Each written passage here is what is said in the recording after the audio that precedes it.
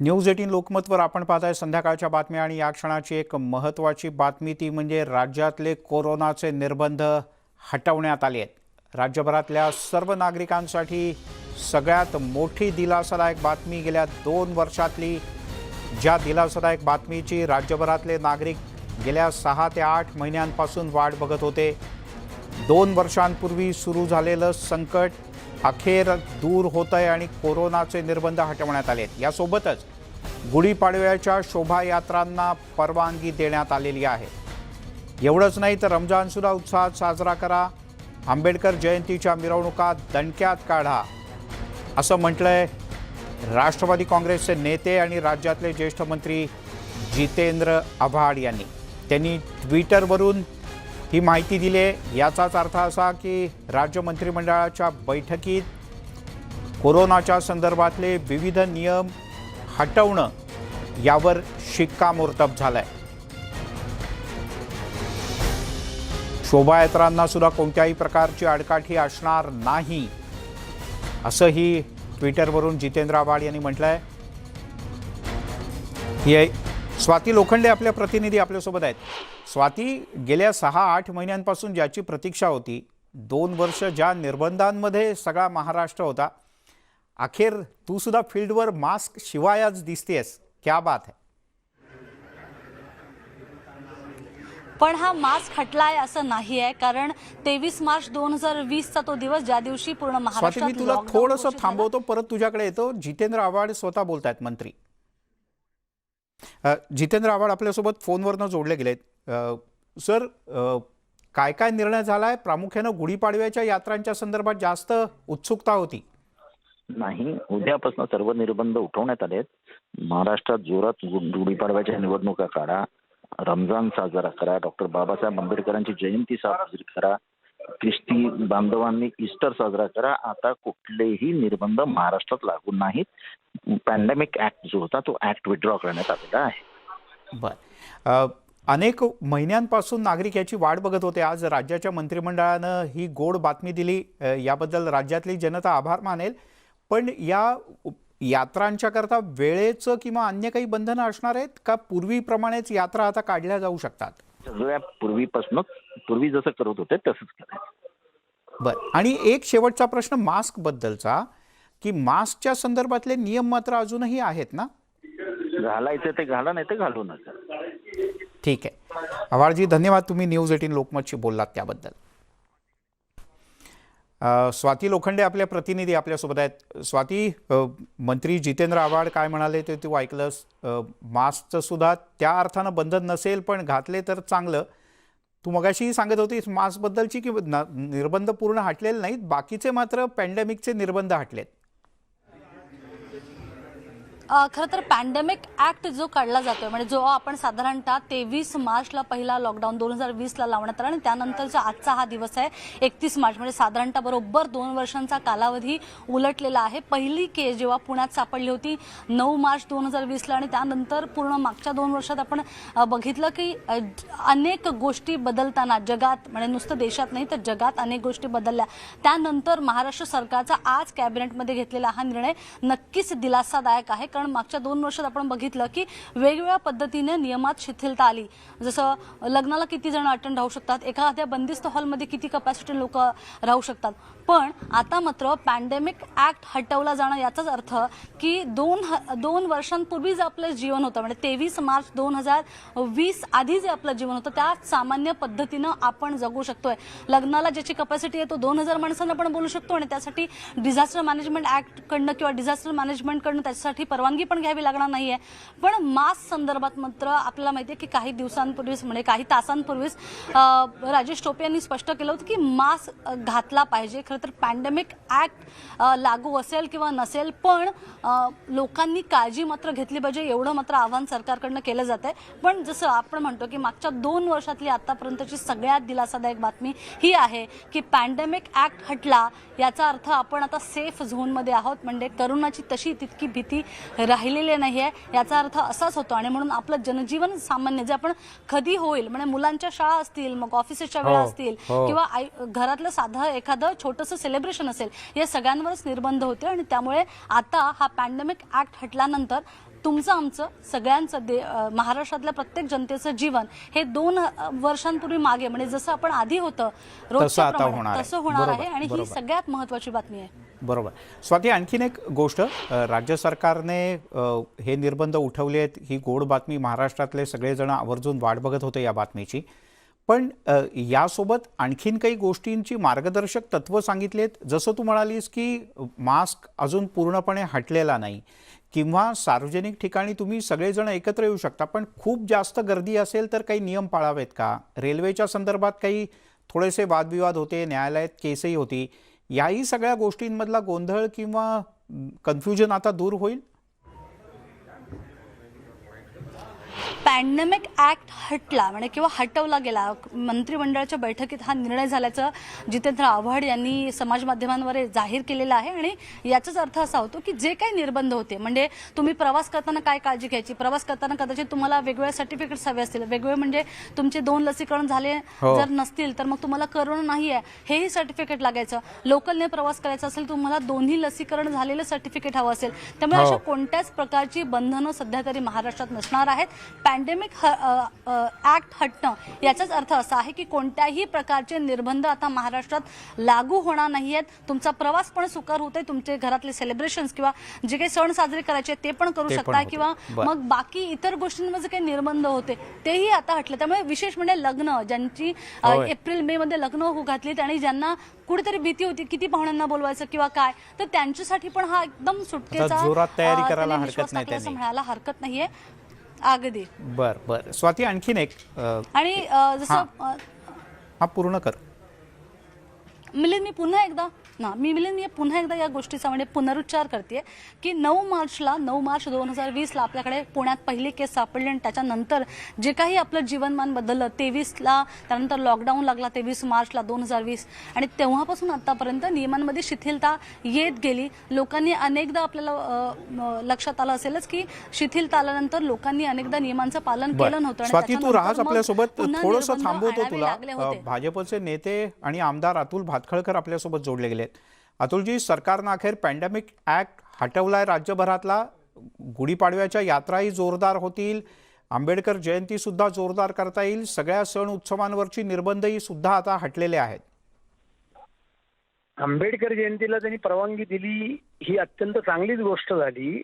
पण गुढीपाडव्याच्या नववर्षाच्या मिरवणुकांना परमिशन देण्याचा निर्णय त्यांनी इतक्या उशिरा केला आणि तो सुद्धा भारतीय जनता पार्टीने दबाव आणल्यानंतर, आरडाओरडा केल्यानंतर. आणि आता 2 दिवसांनी गुढीपाडवा आहे, तर गुढीपाडव्याच्या मिरवणुकांची तयारी आता लोक 2 दिवसात कशी काय करणार? आणि त्याच्यामुळे सरकारने फार उशीर हा निर्णय करायला लावला. आम्ही 15 दिवसापूर्वी विधानसभेत हा मुद्दा उपस्थित केला होता. त्याच वेळेला हा निर्णय घेतला असता तर काही प्रॉब्लेम नव्हता.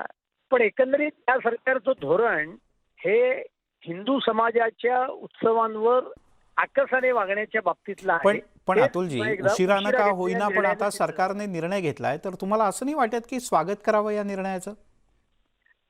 उशिरा का होईना घेतला म्हणजे घ्यावाच लागेल निर्णय. मला कळलंच नाही काही यात स्वागत काय करायचंय. अहो, जगभरातला करोना संपल्यात जमा आहे. या राष्ट्रवादी काँग्रेसचे, शिवसेनेच्या यात्रा चालू आहेत, त्यांचे मेळावे आहेत, मुख्यमंत्री कार्यक्रमाला जातात, तिथे गर्दी असते आणि फक्त गुढीपाडव्याच्या वेळेला मात्र याला नियम आठवतात. त्याचं कारण काय आहे? आणि त्याच्यामुळे स्वागत काय म्हणजे हा निर्णय त्यांना करावाच लागेल. उशिरा केला त्याच्याबद्दल आम्ही सरकारचा निषेध करतोय. बर. अतुलजी, धन्यवाद, तुम्ही न्यूज 18 लोकमतशी बोललात त्याबद्दल. संदीप देशपांडे आहेत आपल्यासोबत, मनसेचे ज्येष्ठ नेते. संदीपजी, तुमची काय प्रतिक्रिया? अखेर सर्व शोभायात्रांवरचे निर्बंध हटले आणि पॅन्डेमिक ऍक्ट सुद्धा सरकारनं हटवला. मला असं वाटतं सर्वात प्रथम पहिली गोष्ट तर केंद्राने तशा प्रकारचा सुतोवाच केलाय पॅन्डेमिक ऍक्ट हटवण्याचं. पण असो, आपल्याकडे ज्या पद्धतीचा अतिरेक कोरोनाच्या नावावर होत होता, मला असं वाटतं आता तरी सरकारला शहाणपण आलं पाहिजे आणि परवानगी दिली आहे, चांगली गोष्ट आहे. मला असं वाटतं सगळ्या सणांना परवानगी सरकारने दिली पाहिजे, कुठल्याही सणांबद्दल भेदभाव न करता. आणि ठीक आहे, स्वागत करतो आम्ही, त्यांनी परवानगी दिली आहे, त्याची देर आहे, दुरुस्त आहे.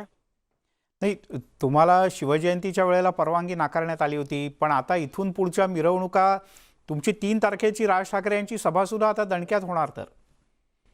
नाही, आम्हाला सभेची परवानगी आधीच 2 त्यांनी तारीख दिली होती. हो 2 तारखेच्या सभेची परवानगी त्याने आधीच आम्हाला दिलेली आणि आम्हाला जरी बाईक रॅलीला परवानगी नाकारण्यात आली तरी मला असं वाटतं की त्याही वेळेला आम्ही त्यांना सांगत होतो की आता काय पॅन्डेमिक ऍक्ट नाही, पण एक असं असतं की आपल्या कायदे आणि हे सगळं दाखवून समोरच्या विरोधी पक्षातल्या व्यक्तीने काही सादर करू नये अशा भूमिकेत असतात. पण ठीक आहे, मला असं वाटतं आता ते हत्यारही राहिलेलं नाहीये सरकारकडे. त्यामुळे आता आणि सर्वात महत्वाची गोष्ट म्हणजे शोभायात्रांचा तर आनंद आहेच, तो मिळणारच आहे. सर्वात महत्वाचं म्हणजे मुख्यमंत्र्यांना सुद्धा आता मंत्रालयात जावं लागेल काही दिवसांनी का होईना, आणि म्हणजे मंत्रालयात बसावं लागेल आणि मंत्रालयातला कारभार सुद्धा करावा लागेल.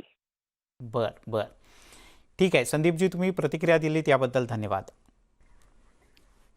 स्वाती लोखंडे आपल्या प्रतिनिधी आपल्यासोबत आहेत. स्वाती, सगळेच राजकीय पक्ष कमी अधिक प्रमाणात या निर्णयाचं स्वागत करतायत. सर्वसामान्य जनता तर खूपच आनंदी होईल. हा निर्णय आपल्या माध्यमातून राज्य सरकारचा जनतेपर्यंत पोहोचतोय. एक प्रश्न लोकांच्या मनातला आहे, अनेकांवर जे वेगवेगळ्या कारणाने या सगळ्या पॅन्डेमिक ॲक्टच्या दरम्यान, मग पहिला लॉकडाऊन असेल, दुसरा लॉकडाऊन असेल किंवा पहिली लाट, दुसरी लाट आणि त्या दरम्यानचे लॉकडाऊन असतील, अनेकांवर वेगवेगळ्या प्रकारचे गुन्हे दाखल करण्यात आले होते, कारवाया झाल्या होत्या. तर अशा काही गुन्ह्यांच्या संदर्भात सरकारनं काही सूतोवाच केलं किंवा कॅबिनेटनंतर काही सांगितलं जाईल? कारण काहींवरचे गुन्हे अनाठही होते, पण काहींवरचे गुन्हे आवश्यक होते. अशा सगळ्या गुन्ह्यांचं काय होणार? खरं तर सरकारने याबद्दल कोणतेही सूतोवाच केले नाही किंवा कोणतीही गोष्ट याबद्दल स्पष्ट केलेली नाही. पण एक गोष्ट मात्र नक्की, जो पॅन्डेमिक ऍक्ट लागू होतो त्या ऍक्ट अंतर्गत जर सरकारने दिलेल्या नियमावलीचा भंग झाला तर सरकारला पूर्णपणे अधिकार असतात किंवा त्या क्षेत्रातली ती जर एखादी ऑथॉरिटी असेल, म्हणजे मुंबई महानगरपालिका असतील तर मग महानगरपालिकेचा आयुक्त किंवा मग मुंबई पोलीस आयुक्त यांना अधिकार असतात आणि त्या अधिकारांचा वापर करत नियमांचा भंग करणाऱ्यांवर कारवाई केली जाते.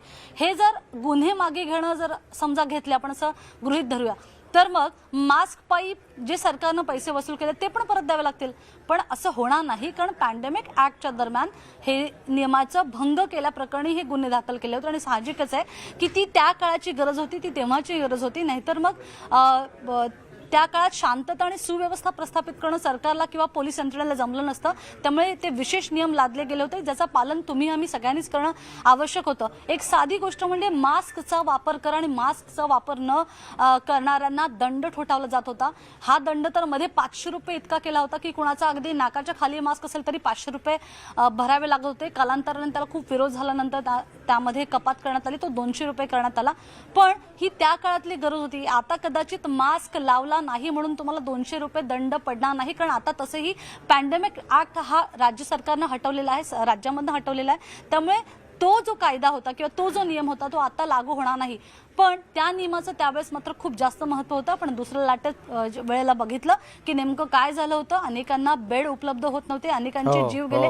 भलेही सांगितलं जात आहे की अनेक पातळ्यांवर की कोणतीही हयगय झाली नाही, पण अनेक ठिकाणी ऑक्सिजनचे सिलेंडर पोहोचू शकले नव्हते. त्यामुळे या सगळ्या बाबींची जर पूर्तता सरकारला करायची होती तेव्हा ते नियम लादले गेले होते. आणि हे पॅन्डेमिक ऍक्ट अंतर्गत फक्त महाराष्ट्रात नियम होते असं नाही, तर पूर्ण देशभरात नियम होते. खरं आहे. स्वाती, थोडंसं आता काही पॉझिटिव्ह गोष्टींच्या बद्दलही बोलूयात. महाराष्ट्रामध्ये आपण पाहिलं तर मुंबईतली सर्व उपनगरं, ठाणे किंवा अगदी कल्याण, डोंबिवली, टिटवाळा, अंबरनाथ आणि इकडे आसनगावपर्यंत आणि इकडे वसई विरारपर्यंत सगळीकडे अनेक उपनगरांमध्ये छोट्या अशा अनेक शोभायात्रा निघतात. जवळपास 2 दिवसच आता आहेत. आजचा दुपारनंतरचा काही भाग, उद्याचा दिवस. लोक इतक्या कमी कालावधीत शोभायात्रांची तयारी करतील का आणि कसा उत्साह असेल, किती शोभायात्रा होणार आहेत, अशी काही माहिती आहे तुझ्याकडे? मिलिंद, जिथे सण उत्सव असतो त्यावेळेला खरं तर माणसांचा उत्साह इतका जास्त असतो की आता निर्बंध हटवलेत हे नुसतं लोकांना कळलं तर अनेक बाजारपेठा आता फुलून जातील. अनेकांनी कदाचित ठरवलं नसेल की आता आपण सेलिब्रेट कसं करायचं किंवा आपण या गर्दीत जायचं की नाही. ते आज मोठ्या प्रमाणावर कदाचित बाहेर पडले तर नवल वाटायला नको. भारतीय सण संस्कृती साजरी करत असताना अनेकदा लोक नियमांचं पालनही करत नाही आणि आता तर नियमच नाही आहेत असं म्हटल्यावर लोकांचा उत्साह दुप्पटीनं वाढेल असं म्हणायला हरकत नाहीये. त्यामुळे आता मुंबईतल्या आणि राज्यातल्या बाजारपेठांमध्ये वेगळी आपल्याला परिस्थिती बघायला मिळेल. एक तर लोकांचा उत्साह वाढेल, त्या दृष्टीनं आर्थिक जो काही नफा होईल किंवा व्यापाऱ्यांचा जो काही व्यापार होईल किंवा धंदा होईल तीही वेगळी गोष्ट आहे. त्यामुळे एक चारही बाजूने आपण जर विचार केला की अत्यंत पॉझिटिव्ह असा हा निर्णय सध्याच्या या काळामध्ये जर बघितलं, कारण शाळांना पण परवानगी देण्यात आलेली आहे. शाळांनाही म्हटलं की गरज पडलं असेल तर तुम्ही हवं तर पूर्ण एप्रिल महिनाभर शाळा सुरू ठेवाव्या किंवा अगदी वाटलं तर रविवारी पण ठेवा. पण ही जरतरची गोष्ट आहे. अशा परिस्थितीमध्ये जेव्हा नियम हटवले जात आहेत तर साहजिकच आहे की सण समारंभ, मग अगदी गुढीपाडवा असेल हिंदू नववर्षाचा, किंवा मग रमजान असेल, किंवा मग आंबेडकर म्हणजे जयंती आहे, अख्ख्या देशाची एक्झॅक्टली की म्हणजे दलितांचं दैवत असं म्हणायला हरकत नाही की डॉक्टर बाबासाहेब आंबेडकर यांची जयंती आहे. त्यामुळे आपण बघितलं की गेले मागचे 2 वर्ष ज्या प्रमाणात निर्बंध होते ते निर्बंध आता सगळेच हटलेले आहेत. साहजिकच आहे की या सगळ्या सण समारंभ किंवा सेलिब्रेशनवर एक वेगळा उत्साह आणि निर्बंध नसल्याचा आनंद आपल्याला यावेळेला बघायला मिळणार आहे. विशेष म्हणजे काही वेळापूर्वी काही पूर्वी मराठीत असं म्हणायचे, तोंड झाकाला जर का लागलं तर काय रे बाबा तोंड झाकून का चाललोस, अशी काय गोष्ट केलीस की तोंड झाकायची वेळ आली. आणि गेले 2 वर्ष आपल्याला सगळ्यांनाच तोंड झाकायची वेळ आली होती. आता मात्र आपण खुल्या चेहऱ्यानं, मोकळ्या मनानं, छान मोकळा श्वास घेत सगळ्या गोष्टी करू शकणार आहोत. या यात्रेमध्ये लोक मोठ्या प्रमाणात सहभागी होतील. यानंतरचे विविध धार्मिक सण उत्सव यांच्यात लोक मोकळ्यापणाने सहभागी होतील, आनंद व्यक्त करतील. तर हे तोंडावर मास्क नसणं ह्याची कल्पना कशी वाटते तुला, की सलग दिवसभर तोंडावर मास्क नसेल आता या शोभायात्रांमध्ये आणि तिथून पुढे? हे कल्पनेत छान वाटते, पण प्रत्यक्षात आपल्याला हे जेव्हा सरकारकडनं या संदर्भातलं नोटिफिकेशन जारी होईल तेव्हा आपल्याला लक्षात येईल की नेमकं मास्क संदर्भातला सरकारचा उल्लेख काय आहे. कारण पॅन्डेमिक ऍक्ट जरी हटला असला तरी सरकार विशेष काळजी म्हणून कदाचित मास्कची सक्ती करणार नाही. पण स्वाती, मी तुला थोडंसं थांबवतो. शंभूराज देसाई आपल्यासोबत आहेत, गृहराज्यमंत्री. शंभूराजजी, स्वागत आहे आपलं न्यूज 18 लोकमतमध्ये. महाराष्ट्राला तुमच्याकडनं पुन्हा एकदा गोड बातमी सविस्तर ऐकायला आवडेल. हॅलो शंभूराजजी, गोड बातमी सगळ्यांना पुन्हा एकदा ऐकायला आवडेल. मी साहेब आजच्या कॅबिनेट माननीय मंत्रिमंडळाच्या बैठकीला मी आज उपस्थित नव्हतो. मी इकडे गावी आहे, माझ्या मतदारसंघामध्ये काही धार्मिक कार्यक्रम असल्यामुळं. बरं. त्यामुळं नेमकं कॅबिनेट डिसिजन काय झालाय याची माझ्याकडे ऑफिशियल अधिकृत माहिती नाही. मी माननीय मुख्यमंत्री कार्यालयाच्या संपर्कामध्ये आहे. बरं. माननीय मुख्यमंत्री कार्यालयाकडनं मी अधिकृत माहिती घेण्याचा प्रयत्न करतो आहे. बरं. परंतु या बाबतीत सकारात्मक निर्णय होण्याची अपेक्षा आज सगळ्यांनाच होती.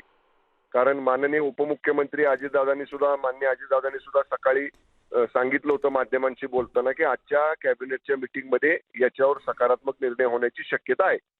त्यामुळं जोपर्यंत माननीय मुख्यमंत्री कार्यालय याच्या बाबतीत ऑफिशियल प्रेस रिलीज देत नाही किंवा त्या प्रेस रिलीज मध्ये ज्या बाबी अंतर्भूत आहेत तोपर्यंत मंत्रिमंडळातल्या एका सदस्यानं बोलणं माझ्यासारख्या मला योग्य वाटत नाही. थोडं थांबूया आपण.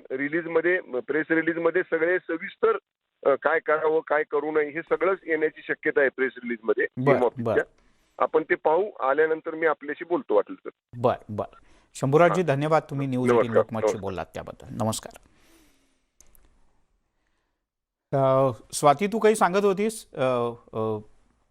म्हणजे मास्क हटवला जाणं, त्याच्यातल्या औपचारिकता वगैरे या सगळ्या गोष्टी आहेत. पण म्हणजे लक्षात येत आहे लोक गेल्या काही काळापासून मास्क वापरत नव्हते. रेल्वेत आणि अन्य ठिकाणी किंवा सण समारंभात, घरगुती कार्यक्रमात आता हळूहळू नातेवाईकांची गर्दीसुद्धा वाढायला लागली होती.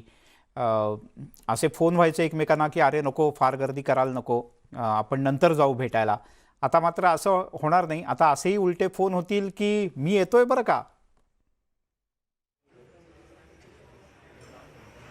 खरं तर मास्क संदर्भात मुख्यमंत्री उद्धव ठाकरे किती आग्रही आहेत हे आपल्या सगळ्यांनाच माहिती आहे. ते स्वतः तर लावत होते, पण प्रत्येक येणाऱ्या मार्गदर्शक ज्या काही सूचना होत्या त्याच्यामध्ये मास्क लावण्यावर निर्बंध किंवा मास्क लावणं हे अत्यावश्यक असल्याचं प्रत्येक वेळेला नमूद करण्यात आलं होतं प्रत्येक नोटिफिकेशनमध्ये. विशेषतः जर आपण अधिवेशनात बघितलं तर अधिवेशनात राज्याचे उपमुख्यमंत्री अजित पवार आणि ग्रामविकास मंत्री हसन मुश्रीफ या 2 मंत्र्यांच्या तोंडावरचा मास्क कधीच हटला नव्हता. अगदी ते बाहेर जरी जरी असले, कॉरिडॉरमधनं चालत जरी असले किंवा सभागृहात जरी असले तरी त्या 2 मंत्र्यांच्या तोंडावर आणि नाकावर नेहमीचा मास्क होता. त्यामुळे मास्क संदर्भात एकदा अजित पवारांनी स्वतः सभागृहात म्हटलंही होतं की मास्क लोक म्हणजे स्वतः इतर आमदार किंवा मंत्र्यांनी पण घातला पाहिजे, कारण तसा संदेश हा लोकांपर्यंत पोहोचला पाहिजे की आपले मंत्री किंवा आपले लोकप्रतिनिधी घालतायत, त्यामुळे आपणही घातला पाहिजे. यासाठी स्वतः अजित पवार एकदा या संदर्भात त्यांनी वक्तव्य केलं होतं. त्यामुळे मास्क संदर्भात किती आग्रही होते सगळेजण, सरकारमधले मंत्री असतील किंवा नेते असतील, हे आपण बघितलंच आहे. त्यामुळे कदाचित या मार्गदर्शक सूचना म्हणजे पॅन्डेमिक ऍक्ट जरी काढला तरी कदाचित मास्क लावण्यासंदर्भातली नक्कीच आवाहन लोकांना मात्र सरकार करताना आपल्याला बघायला मिळेल. कारण राजेश टोपे यांनी काही तासांपूर्वीच जेव्हा बोलले तेव्हाही त्यांनी असा उल्लेख केला होता की मास्कची सक्ती कदाचित हटणार नाही, आणि हे जर होत असेल तर तुमच्या आमच्या म्हणजे सामान्य जनतेच्या भल्यासाठीच आहे असं म्हणायला हरकत नाही. पण मोकळा श्वास घेता येणार ही जी काही कल्पना आहे त्या कल्पनेला किमान आता खूप बरं वाटतंय. पण मलाच नाही खरंच आहे. म्हणजे तू CSTला किंवा अशा अनेक ठिकाणी प्रवास करतेस, एकदा त्या स्टेशनच्या बाहेर उभं राहून मास्क काढून असा छान श्वास घेणं मोकळा, किंवा बागेमध्ये गेल्यानंतर असा श्वास घेणं फार आनंदाची आणि फार वेगळी गोष्ट असेल. त्याचा अनुभव सगळेजण घेऊयात. तुझ्या पाठीमागे आम्ही पाहतोच आहोत मंत्रिमंडळाची बैठक संपून पुढच्या काही वेळात मंत्री इथे पोहोचतील आणि त्यावेळेला आम्ही ताज्या अपडेट्स पुन्हा एकदा देऊ. मला वाटतं अजितदादा पवार इथे येऊन पोहोचत आहेत. कदाचित थोड्याच वेळात मुख्यमंत्रीसुद्धा पोहोचतील. आम्ही त्याच्या ताज्या अपडेट्स तुम्हाला देत राहू. आरोग्यमंत्री राजेश टोपे हे इथे येऊन दाखल झालेले आहेत आणि पुढच्या काही वेळात माध्यमांना माहिती देण्यासाठी, राज्यभरातल्या जनतेला कॅबिनेटमध्ये जे काही निर्णय झाले त्याची माहिती देण्यासाठी कदाचित आणखीनही काही मंत्री इथे येऊन पोहोचतील. आपण थेट ऐकणार आहोत राजेश टोपे काय म्हणतात ते.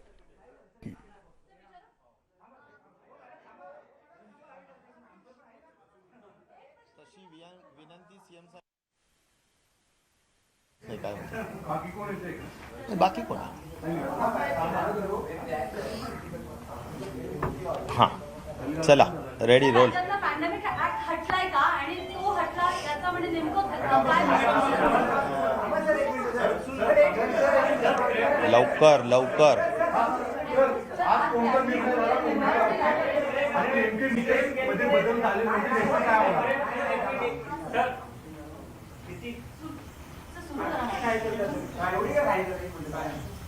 माननीय मुख्यमंत्री आणि राज्याच्या मंत्रिमंडळाने आज एक महत्त्वपूर्ण निर्णय घेतला की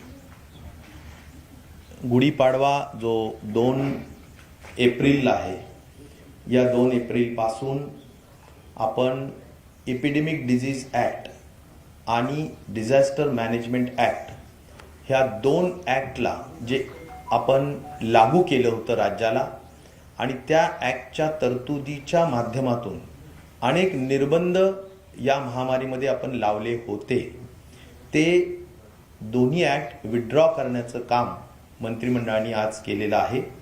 आणि त्यामुळे जे काही निर्बंध, हॉटेलमध्ये 50% लोक उपस्थित असावेत, रेस्टॉरंटमध्ये किंवा बसमध्ये किंवा ट्रेनमध्ये, मास्क डबल वॅक्सिनेशन असावं, मास्क कंपल्सरीच असावं, ह्या सगळ्या ज्या काही निर्बंध होते ते निर्बंध आता हटवण्यात आलेले आहेत. याचा अर्थ असा नव्हे की आता एकदम बिनधास्तपणे लोकांनी वागावं किंवा वावरावं. एक नक्कीच आहे की काळजी घेतलीच पाहिजे, आणि त्यासाठी जरीही इंग्लिशमध्ये मॅन्डेटरी म्हणजे अनिवार्य असा नाही, परंतु ऐच्छिक जरूर आहे. आणि ऐच्छिक असल्या कारणाने अपील हीच राहील, विनंती हीच राहील की लोकांनी आपली स्वतःची आणि इतरांची काळजी घेण्यासाठी जमेल तेवढ्या मॅक्झिमम पब्लिकच्या ठिकाणी आणि महत्त्वाच्या सगळ्या ठिकाणी आपण मास्क घालावं, परंतु ते ऐच्छिक स्वरूपाने असेल अशा स्वरूपाचा निर्णय सुद्धा आज घेण्यात आलेला आहे. आणि त्यामुळे गुढीपाडवा सण, इथल्या मुंबईच्या शोभायात्रा, या सगळ्या आपल्याला अत्यंत उत्साहाने साजरा करता येतील. 14 एप्रिल ही जी महामानव डॉक्टर बाबासाहेब आंबेडकरांची जयंती आहे, तो दिवस सुद्धा पूर्ण उत्साहाने आपण साजरा करू शकू आणि अन्य जे काही येणारे सण असतील ते सुद्धा निश्चित प्रकारे आपल्याला पूर्ण उत्साहाने साजरा करता येऊ शकतील. आणि त्यामुळे हा जो काही सातत्याने प्रश्न विचारला जायचा त्या प्रश्नाला आता निश्चित प्रकारे गुढीपाडव्याच्या सणाच्या निमित्ताने आपण ही महत्त्वपूर्ण घोषणा माननीय मुख्यमंत्री आणि कॅबिनेटनी मान्य केल्यामुळे या ठिकाणी करत आहे. एक सेकंड.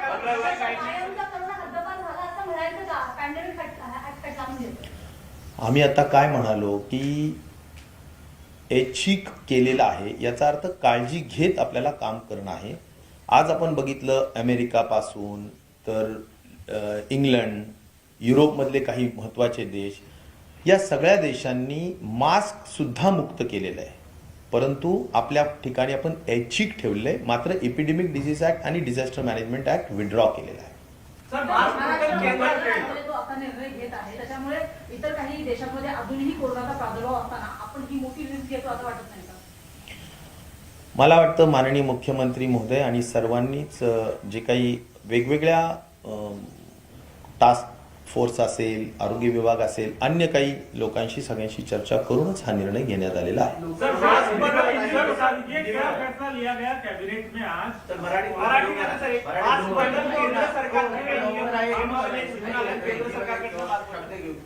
मला असं वाटतं केंद्र सरकार, टास्क फोर्स, अन्य काही संबंधित लोकांशी चर्चा करूनच कॅबिनेटमध्ये हा निर्णय घेण्यात आलेला आहे. आणखीन एक मी माझ्या आरोग्य विभागाचा निर्णय सांगू इच्छितो. आज आरोग्य विभागामध्ये वय वर्ष 40 ते वय वर्ष 50 या 10 वर्षाच्या आतमधले जेवढे शासकीय कर्मचारी आहेत ते साधारणपणे 22 लाखाच्या दरम्यान आहेत. या सर्व कर्मचारी बांधवांसाठी आपण 2 वर्षात एकदा 5,000 रुपयापर्यंतच्या मर्यादेपर्यंत आपण त्यांना ज्या काही त्यांच्या आवश्यक चाचण्या असतील, ज्या त्यांच्या निरोगी राहण्यासाठी आवश्यक आहेत किंवा एक प्रतिबंधात्मक उपाय म्हणून किंवा प्रिव्हेंशन च्या दृष्टिकोनातून आपण या सगळ्या चाचण्या त्यांना आपण करण्यासाठीची मान्यता दिलेली आहे. आणि त्यामुळे जवळजवळ त्यासाठी 105 कोटी रुपये खर्च येतो. 50 ते 60 आणि जे काही आपलं रिटायरमेंटचं एज आहे त्या दरम्यानच्या लोकांना दरवर्षी अशा पद्धतीच्या चाचण्या सुद्धा करून घेणं बंधनकारक केलेलं आहे. आणि या दोन्हीचा मिळून हा साधारण 105 कोटी रुपयाचा खर्च आता शासकीय कर्मचाऱ्यांच्या आरोग्याच्या दृष्टिकोनातून करतो आहे. आणि त्यामुळे आरोग्य विभागाने शासकीय कर्मचाऱ्यांच्या हिताच्या जपवणुकीसाठी आणि आरोग्य चांगलं ठेवण्याच्या दृष्टिकोनातून खऱ्या अर्थाने हा एक महत्त्वपूर्ण निर्णय सुद्धा आज घेण्यात आलेला आहे. हे सांगत असताना सुद्धा मला मनापासूनच आरोग्य मंत्री या नात्याने आनंद आहे.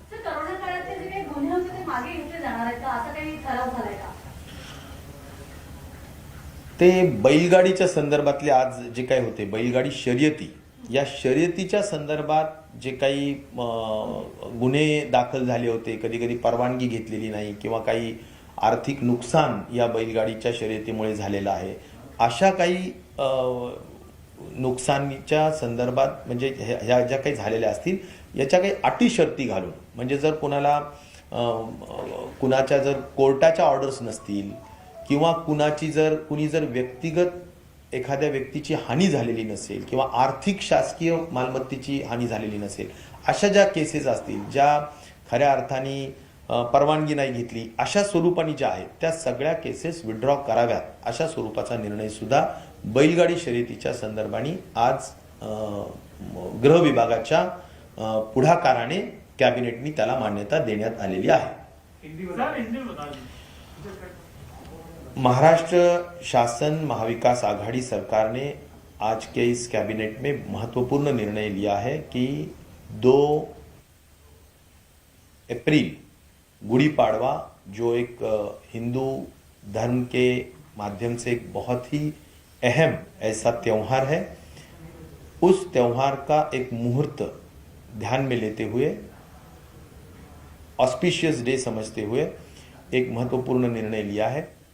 आज जिस तरह से 700-800 के दरमियान पॉजिटिव केसेस है, पॉजिटिविटी रेट 0.4 के भी नीचे है, करीबन रोज 50,000 60,000 जो हम टेस्टिंग करते हैं, टेस्टिंग के बाद जो पॉजिटिविटी रेट जो आज दिखाई देता है, वह सब मद्देनजर रखते हुए और केंद्र शासन, हमारा जो यहाँ का टास्क फोर्स और यहाँ के लोगों की मांग, ये सब ध्यान में रखते हुए कैबिनेट ने, माननीय मुख्यमंत्री जी ने यह निर्णय लिया है कि 2 तारीख के बाद जितने भी रेस्ट्रिक्शंस है, कर्ब्स थे, वो सभी निर्बंध हटा दिए गए हैं। जैसा कि रेस्टोरेंट में 50% लोग ही अलाउड थे, सिनेमा थिएटर में 50% लोग अलाउड थे, बसेस में थे, या बसेस और ट्रेन्स में वैक्सीनेशन, डबल वैक्सीनेशन कंपल्शन था, ये सभी रेस्ट्रिक्शंस हटा दिए गए हैं, जिससे बहुत बड़ी राहत मुंबई और महाराष्ट्र के लोगों को निश्चित तौर पर मिलेगी। और इतना ही नहीं तो जैसा कि मास्क के हद तक जो मैंडेटरी था और अगर नहीं मास्क पहना तो फाइन लगाया जाता था, वह सभी विड्रॉ किया गया है। एपिडेमिक डिजीज एक्ट और डिजास्टर मैनेजमेंट एक्ट, दोनों भी एक्ट जो हमने इन्वोक किए थे इस एपिडेमिक के वजह से, वह विड्रॉ करने का महत्वपूर्ण निर्णय लिया गया है और जिसके तहत अभी मैंडेटरी नहीं रहेगा, वो बाय चॉइस रहेगा। लेकिन मैं स्वास्थ्य मंत्री के हैसियत से ये जरूर महाराष्ट्र की जनता को अपील करूंगा कि आप जितना हो सकते हैं उतना आप मास्क पहनिए, क्योंकि आज भी हम ये नहीं कह सकते, क्योंकि अगर देखेंगे दुनिया में तो कई देशों में आज भी केसेस उभरते हुए नजर आ रहे हैं, 4th वेव दिख रही है और इसलिए एकदम से पूरा ही हमने मास्क हटा देना ये भी ठीक नहीं रहेगा। विनती यही रहेगी कि कोविड अप्रोप्रिएट बिहेवियर जरूर आप इसका एहतियात कीजिए। त्योहारों के लिए कोई रिस्ट्रिक्शन, भीड़ को लेकर त्योहारों में जो नहीं, अभी जो भी त्योहार आए हैं, जैसा कि गुड़ी पाड़वा है, फिर अभी गुड फ्राइडे का भी एक जो क्रिश्चियंस समाज के लिए एक जो छुट्टी रहती है और उसका एक दिन है, फिर उसके बाद 14 तारीख को डॉक्टर बाबा साहेब अम्बेडकर जयंती है।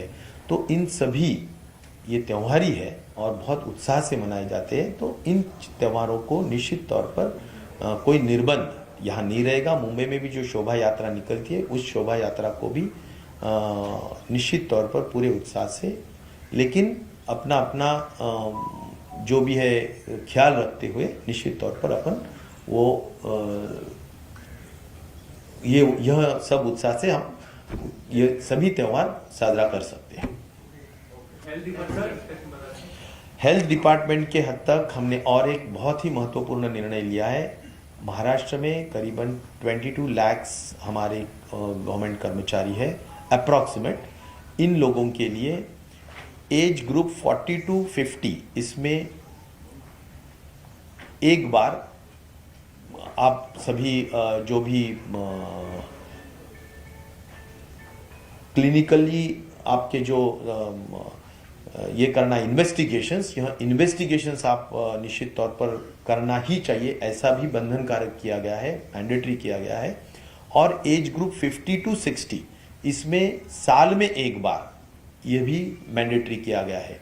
40 to 50 में साल में एक बार और 50 to 60 में साल में 2 बार, ऐसा ये मैंडेटरी करते हुए इसमें 5000 अपर लिमिट रखते हुए सभी लोगों की पूरी जांच हेल्थ की, एक जो एग्जीक्यूटिव प्रोफाइल होता है जिसमें ब्लड से लेके ब्लड, यूरिन, कोलेस्ट्रॉल, ट्राइग्लिसराइड्स, जितने भी जो आईएएस लोगों के लिए जो शालेय अभ्यासक्रमाच्या माध्यमातून भारतीय जनता पक्ष मुलांच्या मनात विष पेरत आहे। राष्ट्रवादी काँग्रेस पक्षाचे अध्यक्ष शरद पवार यांनी असा गंभीर आणि थेट आरोप केला आहे। राजधानी नवी दिल्लीमध्ये एका कार्यक्रमात बोलत असताना शरद पवार यांनी असा थेट आरोप केला. त्यांनी असं म्हटलंय की भारतीय जनता पक्ष लहान मुलांच्या मनात विष पेरताय. प्रशांत लीला रामदास आपले दिल्लीचे प्रतिनिधी आपल्यासोबत आहेत. प्रशांत, कुठला कार्यक्रम होता आणि नेमकं काय म्हणाले शरद पवार? मिलिंद, राजधानी दिल्लीमध्ये राष्ट्रवादी काँग्रेस पक्षाच्या दिल्ली अल्पसंख्याक विभागाची ती बैठक होती. त्या बैठकीमध्ये देशभरातून त्यांचे कार्यकर्ते सहभागी झाले होते. यामध्ये फौजिया खान ज्या त्यांच्या खासदार त्या होते, त्या योगानंद शास्त्री ते देखील होते. आणि या दरम्यान ते आपल्या कार्यकर्त्यांना संबोधित करताना त्यांनी या पद्धतीने वक्तव्य दिलं. अनेक महत्वाच्या विषयांमध्ये त्यांनी गंभीरपणे इशारे दिले. खास करून भारतीय जनता पक्षाने देशभरात अभ्यासक्रमाच्या माध्यमातून लहान मुलांच्या मनात विष पेरणी करते. इतिहासांमध्ये बदल करून ज्या पद्धतीनं ज्या आवश्यक गोष्टी आहेत त्यांना एकच देश हा हिंदू देश आहे आणि या हिंदू देशामध्ये एकच समाज कसा राहू शकतो या संदर्भाचं विष पेरणीचं काम केलं जात आहे, असा प्रकारचा गंभीर आरोप राष्ट्रवादी काँग्रेस पक्षाचे अध्यक्ष शरद पवार यांनी या कार्यक्रमात केला. आता या आरोपानंतर याचे मोठे पडसाद संपूर्ण देशात पाहायला मिळण्याची शक्यता आहे. कारण की अतिशय गंभीर आरोप आहे. कारण की ज्या पद्धतीने गेल्या 7 वर्षामध्ये अभ्यासक्रम असो किंवा शिक्षणातील अभ्यासक्रम यामध्ये मोठा बदल केला जात आहे आणि त्या निमित्ताने हा आरोप केला गेला आहे. त्यामुळे या आरोपाला एक मोठं महत्व देखील प्राप्त झालेलं आहे. बरं प्रशांत, तुर्तास धन्यवाद या सगळ्या माहितीबद्दल.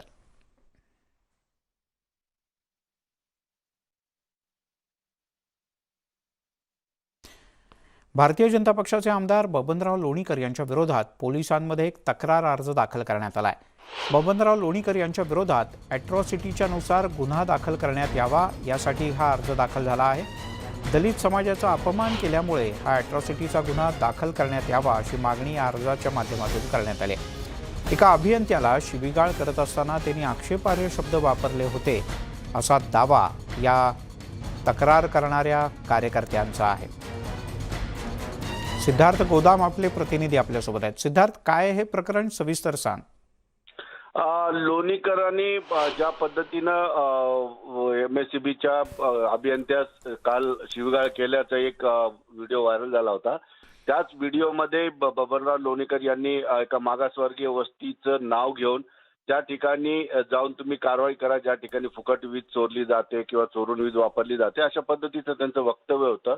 मात्र या वक्तव्याचा जो आहे घुमजाव केलेला आहे लोणीकरांनी, त्यामुळे त्यांच्या अडचणीत वाढ होणार नाही असं नाही, कारण अडचणीत वाढ झालेली आहे. आता सकाळी जी आहे MSEBच्या इथल्या या ठिकाणच्या संचालकांनी त्यांच्या विरोधात चौकशी लावलेली आहे, कारण त्यांच्या अभियंत्याला शिवीगाळ केलेली. आणि त्या ऑडिओ क्लिपमध्ये ज्या पद्धतीने एका मागासवर्गीय वस्तीचं नाव घेऊन त्यांनी एक वक्तव्य केलं होतं, त्याला घेऊन औरंगाबाद येथील सर्व आंबेडकरी विचाराच्या संघटनांनी एकत्रित येऊन बैठक घेतली आणि बैठकीनंतर त्यांनी सातारा पोलीस स्टेशनमध्ये जाऊन बबनराव लोणीकरांच्या विरोधात जाऊन अॅट्रॉसिटीच्या तक्रारी अर्ज दाखल केलेला आहे. कारण एखाद्या मागासवर्गीय वस्तीचं नाव घेऊन तिथं वीज चोरून वापरली जाते अशा पद्धतीचं वक्तव्य करणं हे त्या समाजाच्या मानहानीचं आहे आणि त्याची मानहानी होत असेल तर अॅट्रॉसिटीचा गुन्हा दाखल का करू नये अशा पद्धतीची तक्रार त्या ठिकाणी केलेली आहे. ती तक्रार दाखल झालेली आहे. मात्र आता नेमकं पोलीस यामध्ये काय तपास करतील, कशा पद्धतीने तपास करतील